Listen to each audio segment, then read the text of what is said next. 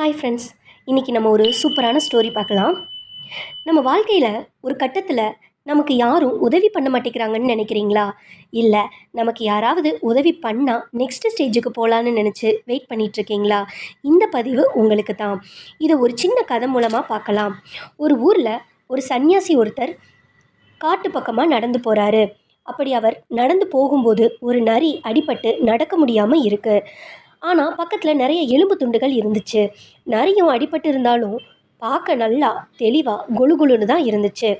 அப்போ தான் கவனிக்கிறாரு, ஒரு சிங்கம் வாயில் மாமிசத்தை கொண்டு வந்து நரிக்கு கொடுக்குது. அது அந்த நரியும் சாப்பிடுது. இதை பார்த்த சன்னியாசிக்கு ஒரே ஆச்சரியம்.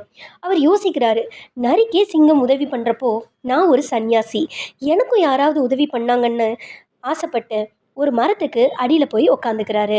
யாராவது அவருக்கு சாப்பாடு கொண்டு வருவாங்கன்னு எதிர்பார்க்குறாரு. 3 நாள் ஆகியும் யாரும் அவருக்கு சாப்பாடு கொண்டு வந்து கொடுக்கல. பசியோடு இருந்த அவர் ஒரு குருவை பார்க்குறாரு. அந்த குரு கிட்ட சன்னியாசி நடந்ததை சொல்கிறாரு. குருவே, அடிப்பட்ட நரிக்கு அது இருந்த இடத்துலையே சாப்பாடு கிடைக்க சிங்கம் உதவி பண்ணுச்சு, எனக்கு மட்டும் ஏன் அந்த உதவி கிடைக்கல அப்படின்னு கேட்குறாரு. அதுக்கு குரு அவர்கிட்ட சொல்கிறாரு, நீங்கள் ஏன் அந்த உடம்பு சரியில்லாத அடிப்பட்ட நரியோட உங்களை நினச்சி பார்க்குறீங்க? உங்களை ஏன் அந்த சிங்கமாக நினைக்க மாட்டேங்கிறீங்க அப்படின்னு கேட்குறாரு. நீங்கள் அந்த தாராள மனப்பான்மை கொண்ட சிங்கத்தை போல நடந்து கொள்ள முயற்சிக்கலாமே அப்படின்னு சொன்னதை கேட்ட சன்னியாசிக்கு தன் தவற உணர்றாரு. ஆஹா, என்ன ஒரு அருமையான கதை இல்லைங்க. இந்த கதை நம்ம வாழ்க்கையில் 2 இடங்களுக்கு பொருந்துங்க. ஒன்று, நம்ம யார்கிட்டையாவது அன்பு கிடைக்கணும்னு எதிர்பார்த்து வருத்தப்படுறதுக்கு பதிலாக தாராளமாக நம்ம அவங்களுக்கு அன்பை கொடுக்கலாங்க. அதனால் நமக்கு மகிழ்ச்சி கிடைக்கும்.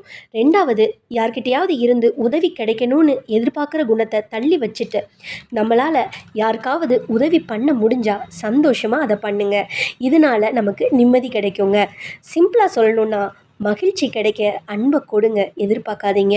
நிம்மதி கிடைக்க பிறருக்கு உதவி பண்ணுங்க, உங்களுக்கு யாரும் உதவி பண்ணணும்னு எதிர்பார்க்காதீங்க. நீங்கள் சிங்கம் மாதிரி வாழ பழகுங்க, வாழ்க்கையோட அர்த்தம் புரியும். இந்த கதை உங்களுக்கு மிகவும் பயனுள்ளதாக இருக்கும் அப்படின்னு நான் நம்புகிறேங்க. சைனிங் ஆஃப், உங்கள் சகோதரி பாசிட்டிவிட்டி பத்து. பாய்.